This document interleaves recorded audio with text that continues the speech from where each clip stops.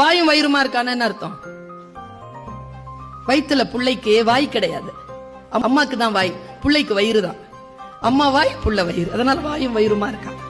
அந்த காலத்துலேருந்து இப்போ வரைக்கும் ப்ரெக்னெண்ட்டாக இருக்கவங்க வாயும் வயிறுமா இருக்கா அப்படின்னு சொல்லுவாங்க. இல்லை, சயின்டிஃபிக் ரீசன் என்ன இருக்குன்னா, அம்மா என்ன வாய் வழியாக சாப்பிட்றாங்களோ அதுதான் குழந்தை வயிற்றுக்கும் கிடைக்குது. அதாவது அவங்க சாப்பிட்ற ஃபுட் எல்லாமே நஞ்சுக்கொடி மூலமாக ஃபில்டர் ஆகி பேபிக்கு வருது.